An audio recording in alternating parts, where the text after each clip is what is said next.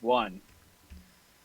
Welcome back to another amazing episode of the Bold Predictions podcast. We are your three hosts. My name is Laggy McGee, I'm Richie. I'm Dan. and we are coming at you with a lovely Friday night podcast. Don't mind my terrible camera quality. I hope to get that fixed some point in the future. I have one on the way, so hopefully it'll come sooner rather than later. But you never know with this COVID stuff. But how you guys feeling? Are you guys ready for this episode? Feeling good. I just can't look at you, man. I just Yeah, can't look no. at you. Don't look at me, viewers. Do not look at me. Focus on the other two beautiful creatures that are in this video. Anyway, all right. So let's get into our football talk. We got NFL news. We got a couple things that we want to talk about, and I'll push it off to Dan to bring it up. Yeah, we got some big news at the quarterback position this week. We got Taysom Hill starting over Jameis Winston. We got Matt Stafford dealing with like some type of thumb injury. I'm not sure what's up, but I think he's going to play. And then we got Greer and PJ Walker fighting for the starting spot because Teddy Bridgewater's probably not going to play. And then we got Andy Dalton coming back from COVID and his concussion. All right, so what do you guys think about Taysom Hill? Because personally, I think they made the wrong move starting Jameis, or not starting Jameis. He has the more experience. Taysom has only thrown 18 career passes so far, which is not a lot. So it seemed like Jameis would be the right move considering the longevity and his experience. But maybe the Falcons have Jameis's number because he's only 1-5 against them in his career. So I don't know. We'll see. Yeah, I mean, I think, just think about Jameis against the Falcons last year. That he was so fun, but I think if it's weird because they paid Taysom Hill so much money. I think it's like 21 mil. I think for pretty much just being like a gunner and like doing some weird trick plays and stuff. So I think they're just doing this to see like what they have if they should even keep paying him. Because I mean, if he like turns out to actually be good, like they have like one of the best dual threat quarterbacks in the league, so that'd be pretty nice. But yeah, I do agree that Jameis, if they want to win, which is like they're in first in their division, they should be trying to win here. He's the better option. But I get where they're coming from too. I also agree in the fact that Jameis Winston should be starting over Taysom Hill. I mean, maybe they see something with his fantastic completion rate. I'm not sure what it is exactly, but it's probably better than what Jameis Winston is at. But that being said, Jameis Winston is a wild thrower, and that can be good or bad, especially when you have good receivers like Michael Thomas and Emmanuel Sanders. Michael Thomas is a good jump ball guy, as we all know. He's just a good receiver all around. And with a guy like Jameis Winston at the helm, he's going to target his best receiver more than anything, as he did with Mike Evans. Like, if you look at it now, Tom Brady at the helm with the Buccaneers, Mike Evans isn't anywhere near the talk of the town in wide receivers. When last year he was like a huge name. So with Jameis Winston, Michael Thomas could be a huge name. But who knows? Maybe Taysom Hill will do more than just run the ball. We'll see. We'll see if Slant Boy comes to play. So, all right. But speaking of quarterbacks, we're actually going to transition here to the Thursday night game with the Seahawks and the Cardinals. Seahawks taking down the Cardinals 28-21. Seattle is now 7-3 on the year, and they have sole possession of the NFC West. And I just want to get your guys' opinions on the MVP race now, because prior to this game, it looked as though Wilson was completely out of it, coming off a very horrid, I think it was 3-interception game against the Rams. So what do you guys think now? Is this league just going to come down to the final 4 weeks or the final 2 weeks in terms of MVP race? Or, I don't know, do you think someone like Mahomes, who's been playing consistently well throughout the year, is going to take it? Well, Crazy how you only mentioned one person who's been pretty consistent. I guess 2, Rodgers and Mahomes. But There we go. so we'll start with you, Dan. What do you think?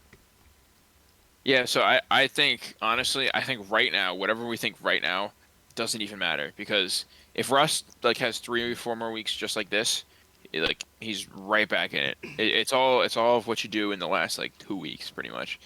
And if your team has a winning record, so I think Russ is fine. I think that 3 interception game was brutal to watch. That was so uncalled for. And he was just missing throws. Even besides the interceptions, like he did one of those like moon ball things to Tyler Lock in the back of the end zone. He just overthrew him where every other time he hits him like perfectly. So I don't know what was up those 2 weeks, but it wasn't good. I think Kyler takes a little hit here. I don't think Kyler has as good of a shot as any of the other guys, just because their record won't be where the other ones will be. Like Kansas City's gonna have the best record than Green Bay, so I think they have the best shot overall. AJ, what do you think? Yeah, I mean, MVP race is going to be wild this year. You got Russell Wilson, started off absolutely amazing, dropped off a couple weeks. Now he gets a game back. Everyone's talking about him being amazing. Patrick Mahomes, who hasn't really dropped off at all, is always going to be in the MVP conversation. Lamar Jackson has completely dropped off. Hopefully he'll rebound this week against the Titans, but who knows? And then Aaron Rodgers, of course, he's been having a great season. He had his rough game or two against the Buccaneers and Vikings, but who knows? At this point, there's still a couple weeks left. We could have a completely other MVP person coming in this conversation in the next couple weeks. I mean, so many people are even talking about Dalvin Cook being the MVP of this year, which is insane for him. I mean, as a Packers fan, I wouldn't enjoy that at all, but he is a great player. And I mean, who knows? Like we said a couple episodes ago, maybe Justin Herbert can bounce back and he can be in the MVP race. It's just a wild season with COVID, and anything is possible at this point. I think that'd be pretty insane if Cook was able to come back and make the MVP race, considering how well McCaffrey did last year, and he still wasn't really in consideration. I'm pretty sure who won it last year, Lamar, because Lamar was just on fire, and I think Mahomes was probably second. I don't remember exactly, but at this point in the season, Russ was there too. Yeah. Wait, I don't think he's got an MVP vote yet. Well, yeah, everyone voted for Lamar, but I'm just saying, like, Russ the whole season was in contention for it. I remember it's okay. Every season you start off so strong, it doesn't happen. Yeah, and I'm looking at the stats now. Since everyone has a bye, I'm not gonna it's not really skewed yet, but Mahomes only has 1 turnover on the year. Rodgers has 3. I'm pretty sure Russ has somewhere in the ballpark of like 13. So I just looked too. I think it's Mahomes right now. But... All right. Well, now off of that, we're gonna talk about any other thoughts about Thursday night. Carlos Dunlap coming up big. Yeah, big huge. Right yeah, the game clinching sack that will be the talk of the town for the next week, I think. Yeah, I'm surprised. So that Seattle defense is trash, like really, really freaking bad. And I'm so confused what they were doing to Hopkins, because they were missing Shaquille Griffin as well, and I'm pretty sure they were missing Quandre. No. What's his name? I don't know. He came from the Redskins, but he was a decent quarterback or cornerback. Yeah, Dunbar. They're missing him too. I'm pretty sure. So like, I don't know how Hopkins had the worst time in the world last night, and if he was getting doubled, why wasn't Kirk doing anything? I mean, they had like Larry Fitzgerald as their number one. I don't know what was happening, but that offense didn't seem to be clicking at all. It seemed kind of weird watching. It almost seemed like they wanted to prioritize the run, especially in the beginning. Maybe they thought Seattle would over-prepare in the pass because they're so lackluster there. And then Arizona could pound the rock, and establish the run early, but it just didn't work. And then, like you said, just D-Hop I don't know what's been up recently, but they're not on the same connection, him and Kyler, so I don't know. Yeah, because I mean, if you take out the Hail Mary, he also like didn't have a great game last week. He would have finished with I think it was like 60, 70 yards. So. Yeah, I mean, looking back at the game, we didn't watch the whole thing, but we saw bits and pieces. And the main part I took off, which kind of annoyed me, I originally had Kenyon Drake, and I didn't think he was gonna be as good when he came back from his injury. But lo and behold, he kind of was their run game. I mean, Kyler Murray he had a couple of good runs as usual for him. Chase Edmonds, I don't think he was that effective in the run in this game. He had a couple catches, but otherwise it was really Kenyon Drake being their main running back, and they even talked about that before the game, how he was going to be their main running back. But I just didn't believe that he was going to be as effective. I mean, he did get a touchdown. That's really all you can say. But I think fantasy wise, he got like 16 points, which is pretty good for a running back. And I mean, their wide receivers are insane.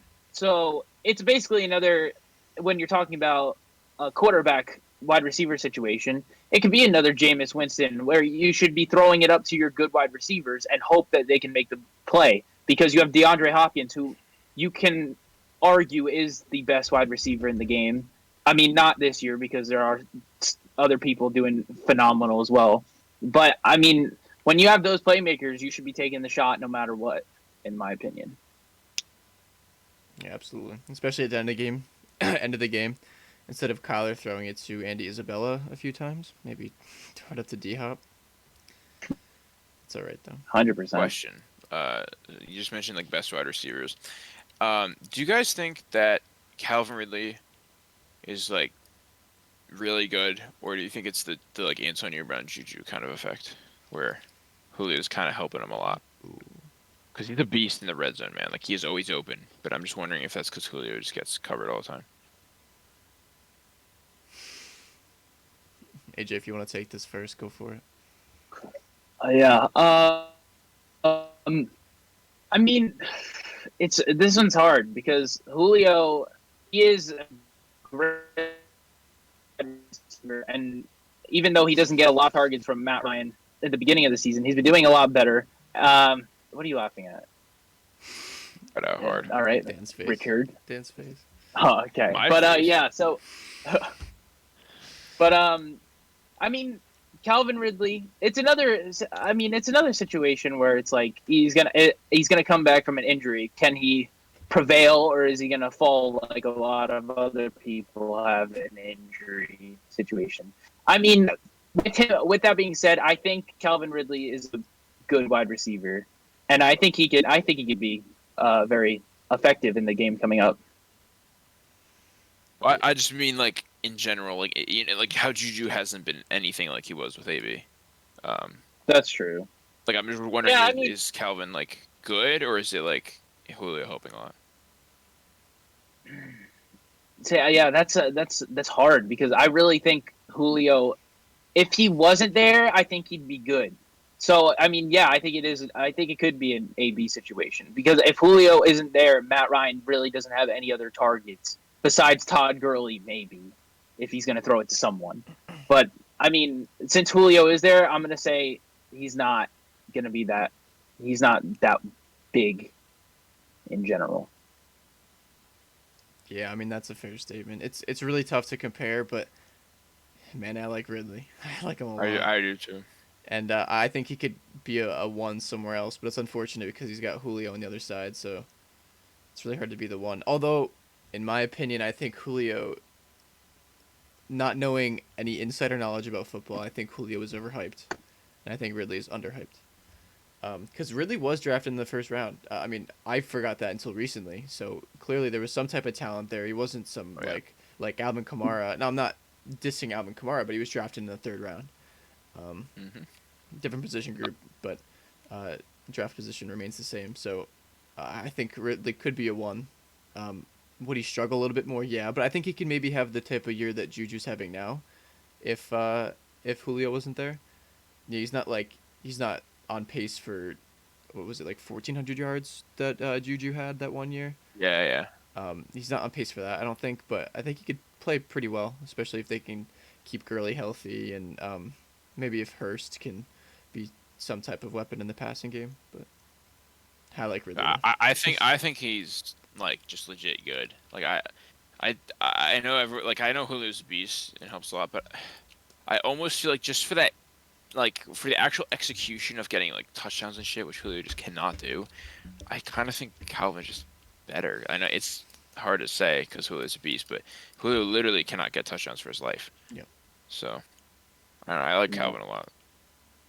I mean, I think Calvin Ridley is the better red zone threat. Oh, If that easily. helps, because Julio, he just can't get anything. I don't know if it's Matt Ryan throwing it or Julio catching it or the defense actually playing defense on him, but it's just something that he just doesn't get touchdowns in the red zone. I feel like it's like a perfect like combo. Like Julio gets him down the field with like he'll end the game with like 140 yards. He'll have done a lot of work in the like mid like between the 20s kind of work, and then Calvin just finishes it all off. But then their defense lets up 80 points, and then it doesn't mean anything. So they should be so much better than they are. Oh, they had what 4 games this year with a 99% win percentage or something high 90s, and they blew them all. So yeah, I mean, And it's not even this year. It's like since that Super Bowl, they've been yeah. just as stacked, and it doesn't matter. Yeah, what are they? They're 3-6 now. So say those 4 games go their way, they 7-2.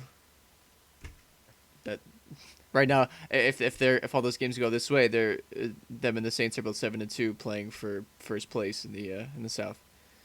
Yep. So it's totally different. But Wild. all right, well, with that being said, I think we're gonna move on now to our weekly talkabouts. So we're each gonna pick a game from the week for what is this, week 11, and we're gonna talk about it. Um, I can go first if you guys want. I'm gonna pick the Eagles and the Browns. Kind of a big game for both teams here. Eagles coming in at 5-3-1. Nope, 3-5-1, and the Browns are 6-3. I just want to say I really didn't want to mess that up, and I totally messed it up. I like started thinking like, don't say it backward, don't say it backward. So Eagles 3-5-1, Browns 6-3. Quick little stat here: Philly has won the past 5 against the Cleveland Browns. So, I mean, they're both totally different teams this year, but just a quick stat. And I believe they only play each other, I guess every 4 years.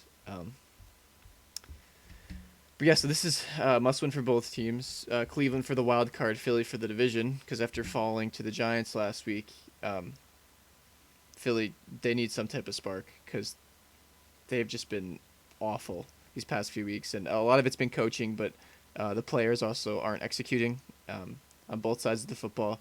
Carson Wentz has been getting a lot of flack to the point where, and Philly fans are very hard because they just want to see a winning product on the field. I mean, everyone does, but Philly fans in particular. But they actually want Carson Wentz to get COVID and for him to sit.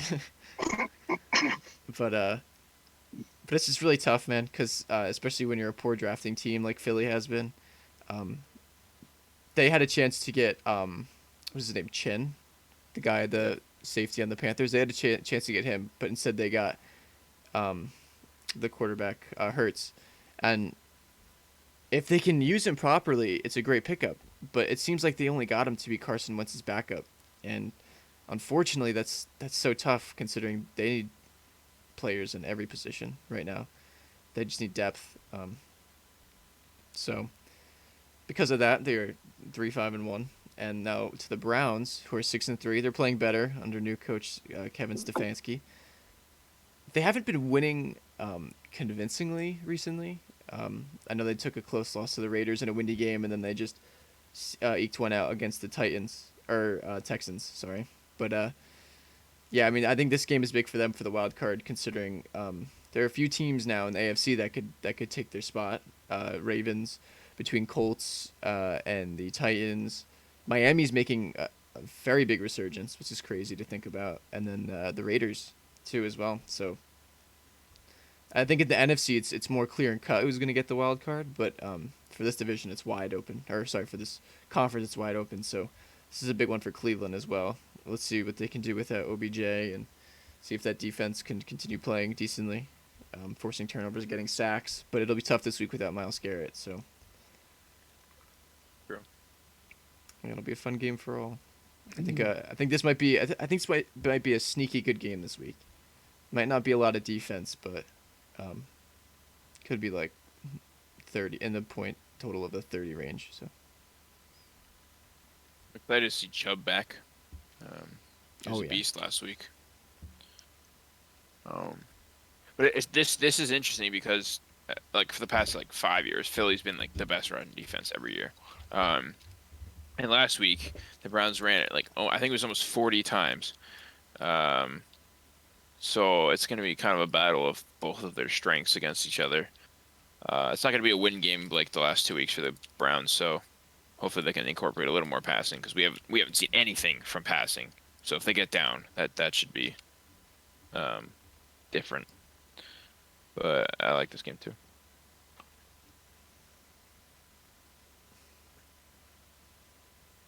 Anything? I mean, Andrew? I don't really have much to say about this game. Besides Philly bad, Cleveland good. Is Baker Mayfield playing? Yeah. Okay, then maybe they'll pick up the offense. Hopefully, I mean, after his COVID scare, I don't know if he actually got it or not, or if he was just on the list. But maybe that'll put something in him, and they'll just destroy the Eagles' defense. Eagles, I'm just not confident in them, especially now that they just lost to the Giants. So they're in the worst division in NFL right now. So they still have the chance to win it and go to the playoffs and host a game. Disgustingly enough, but I mean, I just don't have hope. I think Cleveland will take this, but predictions are later. All right. So who wants to take the next game then? You got it. All right. I'll take it with I'll talk about my team because I think Dan is talking about his team. Okay. So the Green Bay Packers are taking on the Indianapolis Colts this week. And it's really going to be a battle of a high-powered offense versus a very tough defense. And with Devontae Adams being questionable right now, it is leaning towards that he will play this week. I mean, they're most likely going to have Alan Lazard back. MVS had a fire game last week. The run game with Aaron Jones should be there. I mean, they're going to have their full offense on this field. And if they don't win, it's going to be something else because I mean, Indy's defense is insane right now. I think they're second overall, if anyone Probably. knows. I don't know. But their defense is disgusting. Do you have something to say, Rich? Sorry. Oh, I was just gonna say NFL ranks him as the number 1 defense. Oh, okay. So over the Steelers. Wow. Disrespect.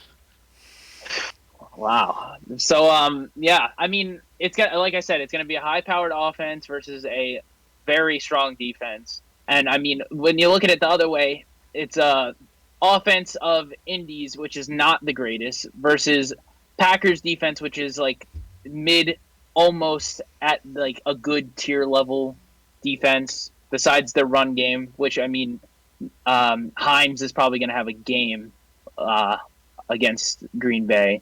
But I mean, this could really go either way. It's a very scary game for both teams. They're both playoff contenders right now.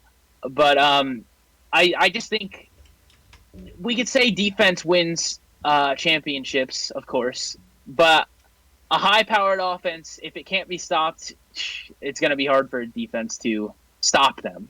So I don't know. This is going to be a good game. I'm scared to watch it, but I'm going to watch it. And yeah, I'm just hoping the Aaron Rodgers Devontae Adams connection is going to be there, and Lazard can put in a shift as well. Yeah, I mean, this one's scary because I feel like this is like the prototypical kind of team that beats us. Like good defense, can run the ball well. They're pretty much like a 49ers light. Like they have a good offensive line and they know how to run it, and they have 3 backs. So like when one of them gets hot, they're just gonna use that guy. They don't have like a set number one, kind of like the 49ers. So I'm scared to be honest, but you're right. We do hopefully have Lazard back. I'm not sure if he's coming back. But if we have a full offensive like arsenal, I think we can like eke it out. But yeah, it's gonna be tough. It's the team the type of team that'll beat us normally. So I will say before you go, Rich, for some reason, every time the Packers play Phillip Rivers, we always have something go horribly wrong. Like last year, we played We played the Chargers at home. It was full of Packers fans in that stadium because no one's a Chargers fan. But it was just full of Packers fans, and we all thought it was going to be an easy game. We were going to break through this. We were going to break through this team and absolutely get the win. Lo and behold, we did not show up, and it was just something. But Philip Rivers killed our defense, and I don't know what happened. We just always make him look like a really good quarterback, even though he's like average. It doesn't make sense to me, but let's just hope that changes. I was actually going to ask you guys a question, being Packer fans. How much does the offense of the Colts scare you in terms of the running game? Because, AJ, you're talking about a Packers offense versus a Colts defense matchup. I think it's going to come down to the opposite. And you'll see in predictions later, I actually don't think that Packers will be able to contain the run game between Wilkins, Taylor, and Hines. So how much does that scare you guys, the fact that they have a good O-line with a good committee? And especially since Packers kind of, maybe they're looking forward to this game. Maybe that's why they played a little bit worse against Jacksonville last week. But how much does it scare you this week? Well, for me, I will say I am absolutely terrified. This whole season I've been terrified with defense. Like I've seen other Packers pages on YouTube, on Instagram. They're always talking about not to be afraid of our defense yet because it's the beginning of the season. The beginning of the season, I saw us get absolutely obliterated by teams on the run game. Shockingly enough, we didn't get obliterated by Dalvin Cook in week 1. But we did not play well. We put up a lot of points in week 1, but the counter was the Vikings put up 30 plus points on us as well. And our defense it wasn't good, and I saw that right away. So against a really good run team, it's scary to think about. But I will say we did have everyone except 2 people practice. Not practice, I mean. And one of them was a defender. Travius Adams didn't practice.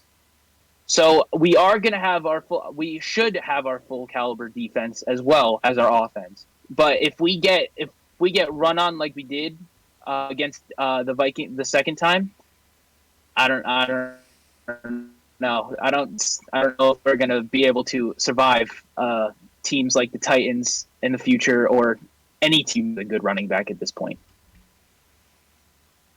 Yeah. I don't know. Like, yeah, I think it's bad. Like, we have a bad defense. The way we're one of those teams that can play from ahead pretty well. Like once we get going, we don't really stop. But if we have like a rough first quarter, we don't come back very well. Especially against like a team that wants to run. We're literally the reason we beat Minnesota week 1 is because we just kept scoring touchdowns. And they had to throw. They couldn't just use Dalvin Cook the whole time. But the second time, when we didn't just keep scoring touchdowns, they just kept pounding it with Dalvin and just destroyed us. So, yeah, I think this game's going to be somewhere in the 20s, and it's going to be down to, like, a field goal either way. Yeah. Right. It'll be a fun game. This one and the Titans game, both against the Packers, will be fun games. All right, so Dan, one more game for Dan. As for our last game, I'll touch on quickly because we've been going on for a while. I'm picking Minnesota versus Dallas. It's an ugly matchup. I think Minnesota's supposed to have like 28 points and Dallas is like 21. That's what Vegas says right now. I have hope for Dallas. I know Andy Dalton's coming back after a concussion and COVID, but their team is just so good on offense, and Minnesota's pass defense is so bad. I think there's a shot for them. I love Amari Cooper. I love CeeDee Lamb a lot. CeeDee Lamb seemed to have a connection with Dalton because he runs a bunch of slants and Dalton doesn't like to throw it very far. So I'm hoping Gallup is the odd man out here. I think their tight end. Why can't I think of his name right now? Schultz. I think he'll have a good game too. Zeke as well. Honestly, if they don't use Pollard like they've been using Pollard like a third of the snaps, if they can just go back to Zeke, I think they have a decent shot here. Like Minnesota's defense is not scary at all. And we saw like against Chicago, like I don't know if Foles could just not suck and miss like every throw, I think I think Chicago could easily beat them. So I think there's a shot here for Dallas. And if they win this game, and like let's say Cleveland beats the Eagles, it's not out of the realm of possibilities that Dallas like comes out of nowhere and just wins the division because it's just that division. Yeah, unfortunately though, everyone, even the Washington football team, still has a chance to take this division. So I just want to say, I think his name's Quandre Diggs. Their number one corner in Dallas. I say number one. He's ruled out. He's the guy who literally let Terry McLaurin just run straight at him and just go by him, and he just stood there, and let him go by him, and he turned around when Terry was like 10 yards behind him. So I think it's probably a good thing that they lost him. So now some backup can like actually try to play. So, and they're up a bye, I think, right? They're up a bye. Yep. Yeah. So, Dallas off their byes with Andy Dalton. They're deadly. oh, and Mike McCarthy as well. Yeah. And Mike McCarthy really scripted a nice game plan here. Yeah. Yeah, I don't have much to say about this game, other than we'll see. And I really hope there's a meme that says, "Damn, Dallas really just showed up on Sunday to kick 3 field goals or something." Or actually, they're at Minnesota. Yeah, that makes it worse. So That is impressive that they're getting 21 at Minnesota. They were getting like 15 with Gilbert in there. So. Yeah. I just really hope there's that meme. It's like, wow, they really went to Minnesota just to score 1 touchdown. Oh, and for the record, I think Minnesota's going to do good too. I think it's going to be more of a shootout than Dallas smacking them. I think all the receivers in Minnesota and Dalvin Cook will be fine. Well, I will say, I got 2 points for this one. They kind of counter each other in a way. But if Andy Dalton does have a good game, which is very possible, then maybe that'll spark up their running back that has been playing like absolute garbage lately in Ezekiel Elliott. For all you fantasy owners out there that have Ezekiel Elliott, and I may sound mad because I'm one of them, and you have to start him every week because he's Ezekiel Elliott, maybe he'll actually play well for once, which would be absolutely great. But on the counterpart, which I think is more likely to happen, also as being a Packers fan and having to deal with Mike McCarthy for a very long time, longer than we should have, Mike McCarthy is the kind of guy who only makes a plan for one quarterback, and the quarterback has to be really good, a.k.a. Dak Prescott. When Aaron Rodgers, when he went down, no backup could play in that spot because you had to be a phenomenal quarterback. Scott Tolzien, Deshaun Kaiser, all those guys, they could not play. Matt Flynn, he did pretty well. Hey, what are you looking at, Dan? I'm saying Matt Flynn. Matt for the win. Flynn. All right. Matt for the win. Flynn. He was a good quarterback. Is the difference. But I mean, Andy Dalton, like I said, he could have a chance because he is a good quarterback. I will say he's good when he has his weapons, and he does have his weapons. So I mean, like I said, it can go either way. Hopefully, I mean, it's Dallas, so I really don't want them to do well. But hopefully, Andy Dalton can somehow revive this team. All right. Well, that will be our 3 games of the week. Just correct me if I'm wrong. Is there anything else we wanted to talk about besides those? I don't think so. I don't think so. I think now is a favorite time for everyone's day. Prediction time, indeed. Prediction time. So we had our beautiful game on Thursday, but now we're going into Sunday, week 11. And I will say before we start, no one cares. Anyway, scoreboard. Yeah, The scoreboard looking like it. Yeah, Dan won the game, but he also isn't last with 12 points. Yeah, he played the whole season, so yeah, he's just really bad at predicting. He gets one every once in a while. So next and 4th place, we got NA with 20 points, beating Dan. Remember that. Keep that in mind, everyone. 3rd place, we got Jacob with 22 points, finally taking away the spot from NA. Congratulations, Jacob. Next up, we got me on 45, and taking the lead once again, we got Richie on 47. So this is an interesting week for predictions. All right. Are we ready, boys? Always ready. I guess. All right. I'm Well, ready to get this 11 so, game slate here all toward me. yeah, yeah, this guy. All right, yeah. All right. So, starting off our first 1 o'clock game, we got the only undefeated team left in the NFL, the Pittsburgh Steelers, taking on the 1-win Jacksonville Jaguars. And Richie, you are our first up. I can't wait for your prediction. All right. Yeah. Short and sweet here. Pittsburgh 30, Jacksonville 10. Not much to say about that one. 30-10. All right, Dan. Yeah, I'm going Pittsburgh. Doing these on the spot here. I'm going to go Pittsburgh 28-17.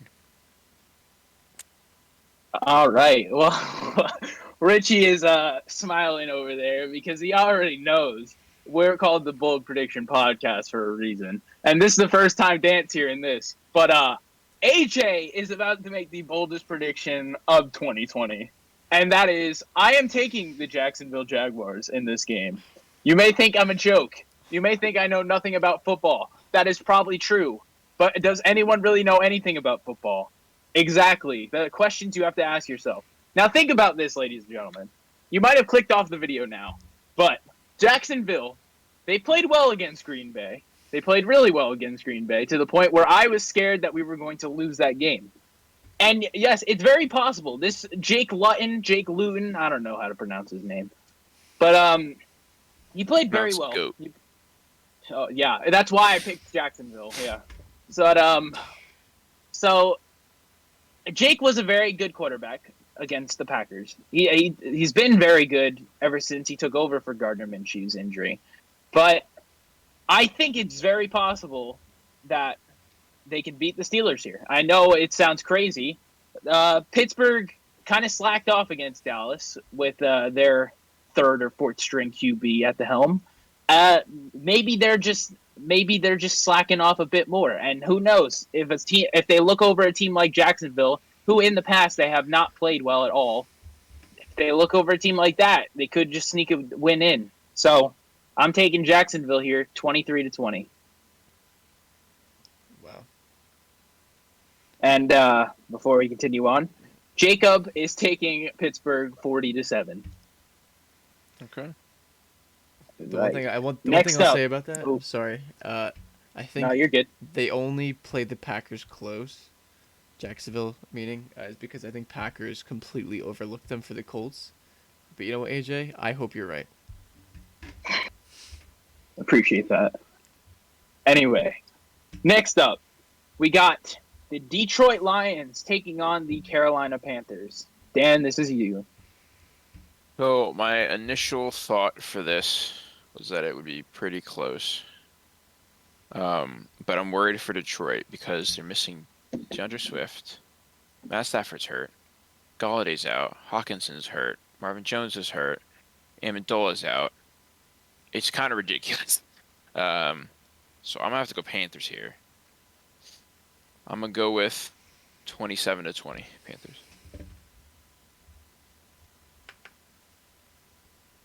Well, I'm also taking the upset as well. I'm taking Detroit here. I mean, they are going to probably crap the bed here. And you know what? I gotta have this show be like what it's named. So I'm being the bold prediction person here, and I'm taking Detroit 27-17.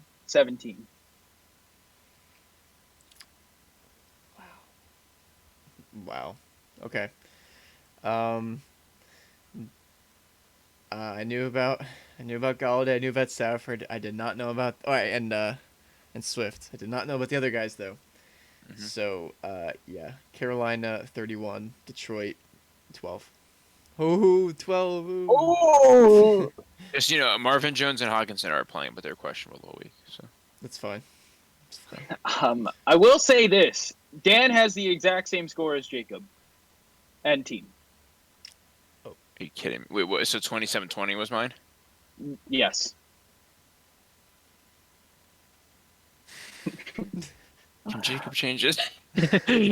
Well, I mean, we probably won't find out till Sunday, but Fuck. if you want to keep it, and I'll message him after and see if anything changes. Or do you want to take the 1 point under on him with the Lions? I'm thinking of going 19 on the Lions, but I swear, they're gonna get low 20s. I'll go 27-21 then. 27-21. I'm so All right. mad if it's right around. It's gonna be the exact score, Yeah. 27-20. Yep. All right. Next up, we got the New England Patriots, who are somehow surviving this chance of making the playoffs, taking on the Houston Texans. This could be a 3-for-3 bold prediction here, but I'm going Houston here. Patriots have been surviving because of Bill Belichick and his love of Mother Nature. So I'm taking Houston here, 21-17. Yeah, Houston is dynamic. I'll give you that. But I think what the Patriots do well plays right into the Houston's weakness, and that's running the ball. And Houston still lets up the most yards per game on the ground, so I think that'll be perfect for New England here. Pretty sure they're at NRG Stadium, but I don't think it'll matter much. I'll take New England 24-17. It's tough, man. I hate this game. I don't know. I just do not like this game. But yeah, it's gonna be New England because exactly what Richie said, and just do we know if Gilmore's playing? I know he's missed the last few weeks. I haven't seen anything saying you wouldn't play. You can look it up if you want to improv for a little bit. Seen anything. Yeah, I haven't seen anything you would play either. I will say, I don't know if you had a score yet, but I will say Jacobs before you'd give a prediction this time. Jacob said New England, his magic number 12-10. Yeah, he has it being a very low scoring game. No, I wasn't actually doing that team. I was doing. Okay, so I just looked at the injury report. There's 1, 2, 3, 4, 5, 6, 7, 8, 9, 10, 11, 12, 13, 14, 15 people that are questionable on New England. That's including Gilmore. So the big names are like Gilmore, Lawrence Guy, Nick Folk, their kicker, Damian Harris, who I think is gonna play though, like Shaq Mason, Isaiah Wynn, N'Keal Harry, and Slater, I guess. All of them just had limited practice, so I don't even know. I'm gonna say 23-20 New England. All right, 23-20. All right. So far, I'm the odd one out in 3 games. Nice. All right. Next up, I am not the odd one out because Jacob has also picked the team I'm picking for this game. It is the Tennessee Titans versus the Baltimore Ravens. And I believe this is Richie first. Oof. So I haven't completely folded on the Ravens yet, because it's really hard for anyone to play in Foxborough against Bill Belichick in a monsoon. I don't know, man. I don't know what it is about the Titans. I just like them. I like their team, despite them playing like horribly every week. I think in the last 3 weeks they only beaten the Bears, and that's not even an accomplishment. So,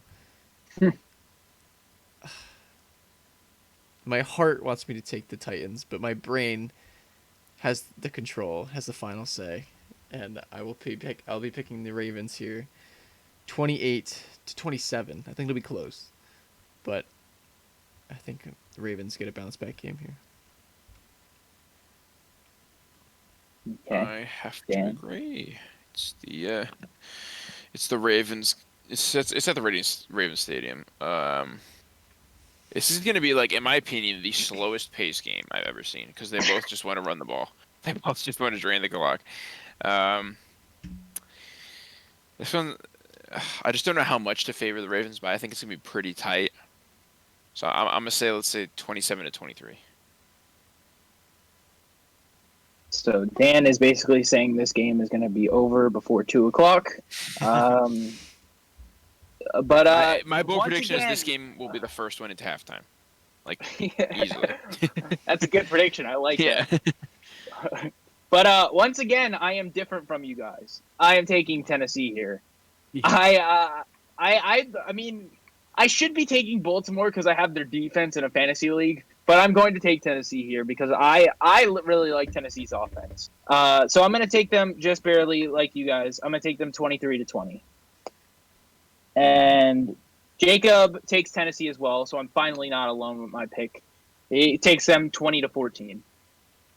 I remember last time, if Lamar gets down and Derrick Henry gets cooking, I mean, it's not easy to come back from that, and then we'll make Earl Thomas his bitch over there. So I wonder who it'll be this time.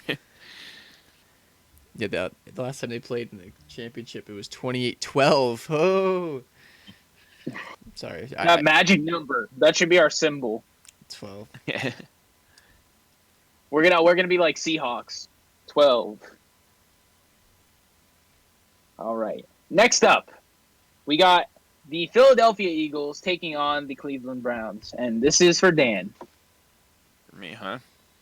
Well, I think I'll be different here. I think I'll probably be the only one who goes with the crappy Eagles. But I meant what I said before, where the only way Browns can win games is by running. I think that without OBJ, they're pretty bad on offense when it comes to coming from behind. So I think Eagles are going to come out to a hot start. I'm like, it's such a bad pick because I know the NFC East just has the way of letting me down. But yeah, I'm gonna say Eagles come out to hot start and Browns can't keep up. So I'm gonna say 27-24 Eagles. That's closer than expected, honestly. But yeah, I'm not going Philly here. As I said before, I'm just not confident in Philly's offense or defense or team. So I'm taking Cleveland here, 30-17. It's a big scoring game I have. Dan, you are not alone. Are you kidding me? Wow. I need. Richie just shouldn't be a Giants fan at this point. Well, like I said, my heart needs Cleveland here. This needs to be a must-win for Cleveland, but like I just see Philly having a bounce back game. I loved what I saw last week from Philly's run game. Sanders, I think he averaged like 8 yards per carry. Like it was something like insane like that. And then Scott and Clement, however you say his name, they both got involved. It's just Philly just couldn't convert on third down because the Giants defense just knew something about him. But I think it'll be a little bit lower scoring. I think Browns will get 21, and Philly will get 23. Unbelievable. So this week we are confirming as well that Richie and Dan actually did this together, and they decided to team up on predictions. That's good. Yeah. Well, me and Jacob have decided to do it twice in a row. So he's going Cleveland as well. He's taking Cleveland 27-20, just like he did in the other game. All right.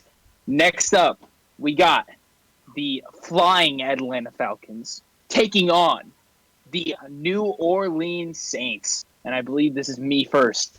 Now, I kind of talked about this before we started recording. Well, Richie brought it up, and he said something, and I agreed with him. So I'm taking Atlanta here, 24-21. I think without Drew Brees, it's going to be a flop. Yep, I completely agree with him. I agree with the flop. I think if they played Jameis, they'd have a better chance of winning. But Atlanta's, I mean, you can say this loosely. Atlanta's been hot recently. And I think they just came off a bye as well, so the extra time to prepare. But yeah, I like Atlanta here 24-15. Jeez. I think Hill's going to flop completely. I think they're going to try to be kind of cute with him, and it's not going to work. Wait, what's Jacob's prediction? Let me hear that first. He's going to New Orleans Saints, I will say. Oh, He said. Yeah. Well, no, I mean, I'll say more if you want. I'm just saying because you're probably picking the Saints as well. But he picked Saints 35-26. Okay. Yeah, so definitely picking the Saints. I think when you start to think Atlanta's good is when they just come crashing down. They blow every lead possible. It's just the Saints, man. Like they're coached so well. I don't think Taysom, yes, he's a downgrade, especially in passing, but I also don't think Jameis is going to be on the sideline this whole game. I do think he'll do something. But it's the Saints, man. They've Kamara, they've Thomas. Like they're going to be fine. I'm gonna say Saints 30 to 27. All right.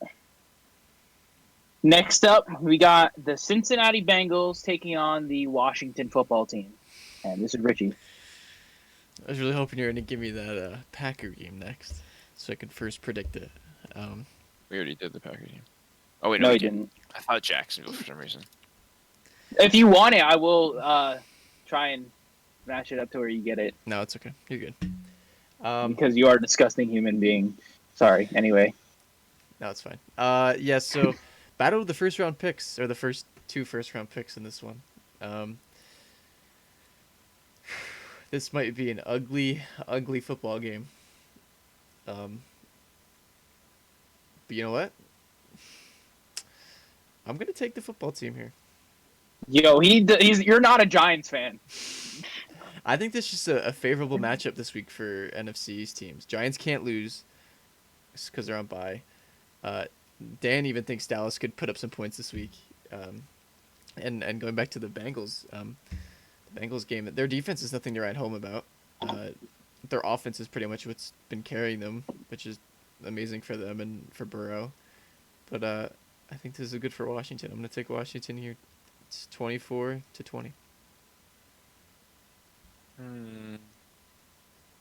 Yeah, no. I'm gonna go with. I'm gonna go with Cincy. I just like Burrow, man, and it's freaking Alex Smith. A little biased because I'm playing the Bengals defense a lot this week, so kind of need this to happen. But yeah, I think just Alex Smith cannot check down his whole life. If they just double McLaurin, they have some real trash cans out there at receiver. So I think it's Cincy's game to lose. I'm gonna go with 20. Let's go 24-17. Cincy. Well, I will say our scores are pretty close, Dan. I am also picking Cincy as well. I just like their team overall better than Washington. I'm taking Cincy 27-14. Okay. And then Jacob is also taking Cincy, which means Richie has a bold prediction in his hands. So he's taking Cincy 30-27. And I will say before we move, oh no, never mind. I'm not going to say what I was going to say because I thought I missed something. But yeah, Cincy. I have a question. Do you guys, when you think of Washington, does the score like 21-17 like just every single time comes to your mind? Because for me, it's never over. It's never on. That is exactly what it is every single time. And same with like, not as bad with the Giants, but when they play Washington, it's always like 23-20 or something like that in my head every single time. Yeah. Yeah. That's pretty accurate. Yeah, it's just to make sure because every time I think of Washington, it's maximum 21 for me. Like maybe 23 if they're lucky. He says that as he. Oh wait, no, you gave him 17. I thought you gave him 24 for a second. Never mind. Yeah, nah. All right. All right. So next up, we got the only winless team in the NFL, the New York Giants, taking on the Los Angeles Chargers. Take that back right now. Take Dak back right now. We can't take Dak back. He's injured. Take that back right now. They're bad. All right, fine. New Jersey Jets versus LA Chargers. You said the Giants. You said the Giants. Oh, sorry. Are you making a joke? Oh, So, all New Jersey teams are the same. Well, I mean, you do have more wins than them, so I give you props to that. So, yeah, Jets. I almost said Giants again. Jets and Chargers. This is for Dan. Yeah. I mean, this should be a cleanup job for the Chargers, but knowing Anthony Lynn, Kalen Ballage is going to get 35 touches. Burt will throw 15 times, and it'll somehow be close. I'm I mean, I say close, but I'm not gonna pick a super close score. It's just closer than it should be. It should be like a 20-point difference. I'm gonna say Chargers win 24 to 20. Like I said, it's pretty close. Dude, that's really close. What are you talking about? I know that's pretty fucking close. I just Well, think the Chargers is that bad coached. Well, I'm gonna agree with Dan in the fact that the Chargers are gonna win. Not agree in the score being close. I'm taking the Chargers 34-10. I'm going to split the middle on you guys. I was thinking 18 for the Jets. I don't know why. The number just kind of stuck with me. And I think Chargers will get 31. All right. And Jacob bringing his magic number back in. Chargers win 40-12. That's Nah. Jacob's most common score. Yeah. He likes the number 40 and he likes the number 12. As I'm saying, that combined score, I swear I've heard for Steelers games like 8 times now. All right. Well, next up, we got the Miami Dolphins taking on the Denver Broncos. I almost said Denver Chargers. I'm really messing up the team names today. I think this is me. I'm gonna take Miami here. Denver, I think I said this before in an episode. Denver, I was confident on at the beginning of the season, but now Miami has really flipped a switch and they're on fire right now.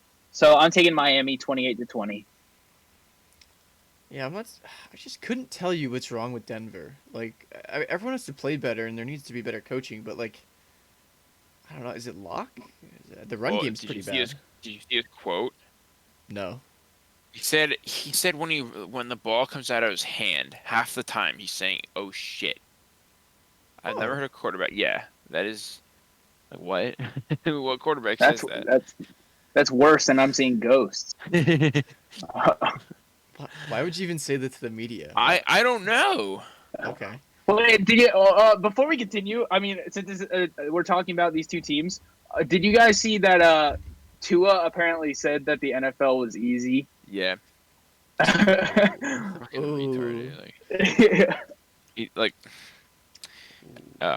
hasn't even had to do anything. His defense has been fucking scoring the touchdowns. Like, yeah. And because of that, 28-17 Miami. That's my prediction. All right, mine was gonna be 27-23 Miami. All right. Well, 2 clean sweeps in a row. Jacob is taking Miami 30-14. Couple more games. Next up, we got Dan's game of the week in the Dallas Cowboys taking on the Minnesota Vikings. And this is Richie's game. Yeah. I said it before pretty briefly. I really want this, and I think this is going to be another game where the meme pages are just like, damn, really, or Dallas really just went to Minneapolis just to kick a field goal or just to score a touchdown. I'm going to say they do both, though. I'm going to say they kick a field goal and score a touchdown. Minnesota 26, Dallas 10. So I think there are going to be some memes made this game, but it's going to be in the form of "you like that" towards Kirk Cousins. So I can't believe I'm doing this because it's such a stupid bowl prediction, but I'm gonna say Dallas wins this, 31-30. Don't talk, Dan. I picked Jacksonville. Yeah, that's probably worse, to be honest. I agree with Richie here. I think Minnesota is going to win. I really hope they don't. I hope Dallas pulls it out. But I'm taking Minnesota 26-17. And Jacob's taking Minnesota as well, 25-20. Next up, we got the Green Bay Packers taking on the Indianapolis Colts. And I believe this is Dan. Yeah, this game's pretty boring. I'm gonna go. I'm gonna say Oh man, this one kills me, man. Because like I won't like I'm never gonna predict against the Packers, but like this is a game I Facts. could Hell yeah. That's how totally you see support a team. That is how you support a team, Richie. it. I could. It's sad because I can really see the Colts winning by 3. It's just in my head that they'll win by 3. But okay. Let's just say Packers win 31-17. Let's say Philip has a terrible day. Oh, I put that in Richie's slot. If we can just stack the box, like full 8-man boxes at all time, they have garbage cans running routes. So Jair's bound to get 2 interceptions. Am I exactly, right? their quarterback sucks. So like, if we would lose this, like our run defense is just lost. Like there's no way we win anything in the playoffs. Yeah.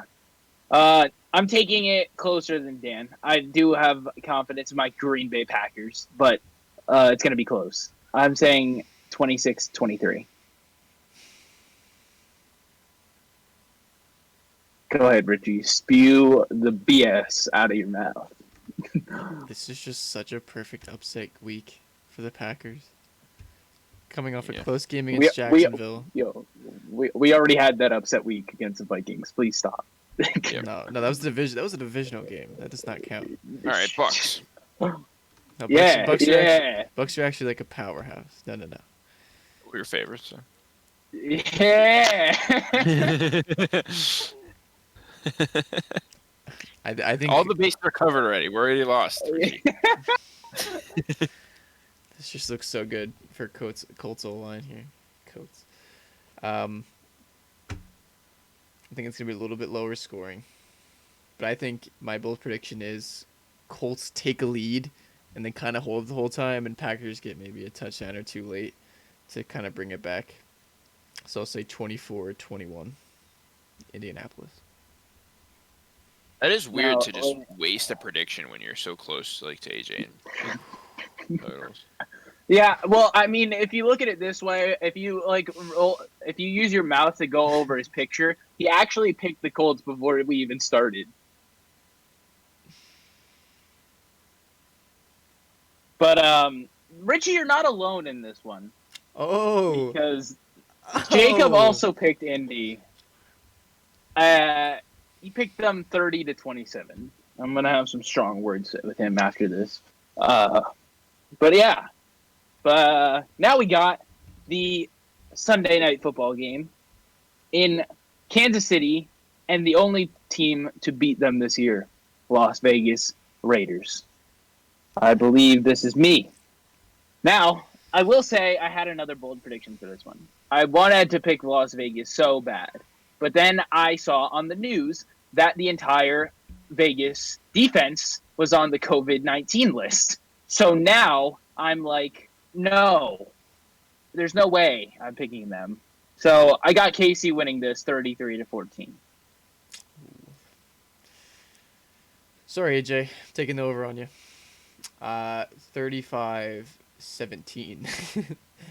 Chiefs. Sorry, Richie. I'm taking the over. No. You could. Yeah. Honestly, you could. It makes this total is sense. this is at the Raiders' place. I know they're on the COVID list. Man, this one's tough. It feels like they gave it their all last time, and that was it. So I kind of feel like they are done, like kind of like you guys are predicting. What was your prediction, Richie? 35-17? Yeah. I'm gonna say 35-21. 35-21.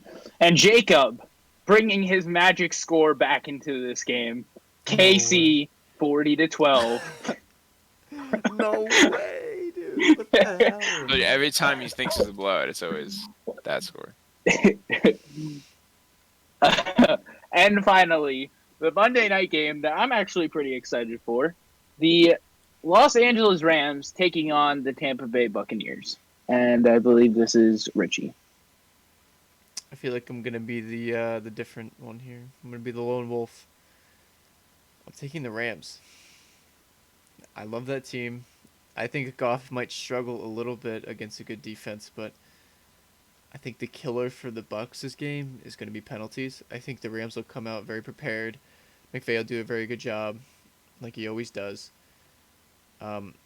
Whitworth being out really scares me because he's a very, very good left tackle. But yeah, like I said, penalties. I feel this game are going to kill the Bucks. So I'm going to take the Rams here, 27-23.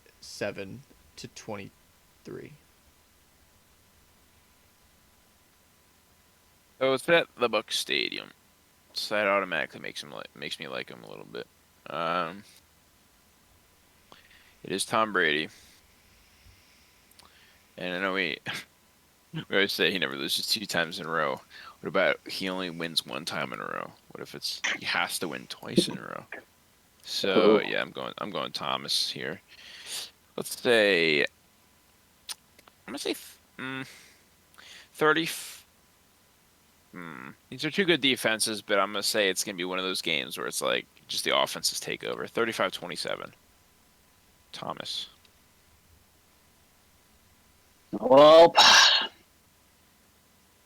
Dan is getting another easy victory.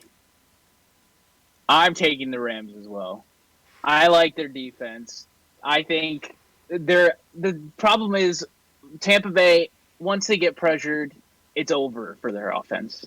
And the Rams get pressure, especially with their D-line is just insane. So they're going to get pressure. They're going to win this game. Rams 21-14. I just want to say the last time you guys said I got a free point, somehow the Eagles lost to the Giants. So, bro, you got a free point this Thursday. That wasn't a free point. Yes, it was. We all picked Arizona. Yeah, but like last time we were like proclaiming me victorious the second I got the Eagles. Well, yeah, yeah. But again, like I said, Jacob's also picking the Rams, 30-27. Oh my god! And that is, yeah. Well, don't talk to me about bold. You didn't pick Jacksonville. I picked Dallas. So let's talk about Richie. Where's yeah, Richie, where's your bold? What are you doing? I picked the Falcons. So did I. You hear this guy? Falcons are like 5-point underdogs. I think the Jags are like 13 or like 11. They're 11. Dallas is like 8. I think Richie, the only bold prediction you have for this week is Washington. And I'm classifying bold prediction as like the rest of us pick the other team while you pick the one. Just Washington's favored by a point. So. Well, it's bold prediction on this list. But well, that's our week 11 predictions in the book, boys. Now, this podcast has definitely gone on a very long time. Do we have anything we'd like to add before we end it off? So I'll say we're only at an hour and 10 minutes. So really? Not a crazy amount of time. No. Wow, I thought it was way longer. Yeah. Yeah. But do you guys want to add on anything before we end it off? Yeah. So I think we're gonna add a new segment to the show. Dan brought it up, and we all thought it was a pretty good idea. We're all gonna give our Super Bowl winners at this point of the season? Yeah. Oh yes, that's what it was. Okay, so we're all gonna pick one singular team that we think is gonna win the Super Bowl. It can change from week to week.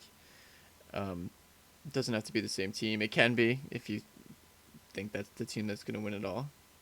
Dan, would you like to go first since it was your idea? No.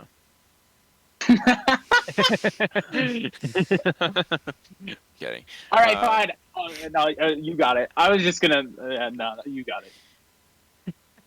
Yeah. So I know I said before I can't go against the Packers, but I mean, when there's a team playing as good as the Dolphins, you kind of have to pick the Chiefs.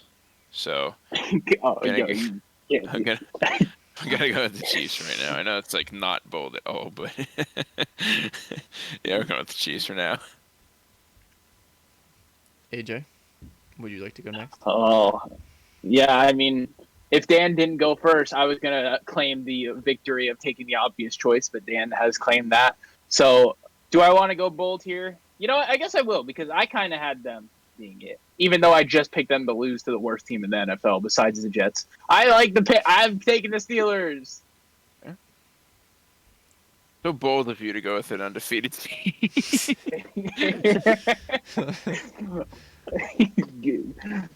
Yeah. Man, I don't know. I'm looking at the division standings right now, and there are a lot of good teams here. I can't. And Everyone opt out. you're gonna say the Titans or the Rams? I'm taking. Titans. I'm taking Titans. They're my team. Yeah. Are they beating the Rams? Well, that's what I'm gonna say. If they can win this week against the Ravens, then I think that they'll take it. Wait, let's add that actually. Let's say our Super Bowl each week is our current Super Bowl, and then mine's Chiefs versus. Yeah, I low-key want to pick the Saints, but they just always choke. I'm gonna say the Saints for now. Mine's Chiefs Giants. Oh, Giants about to make a run in the 7th seed. Me too, dude. That's mine too, actually. I'm actually gonna say Titans Packers. Wow. And you say we lose to get out of here. We're gonna lose to Derrick Henry, if anything. that is exactly who we lose to.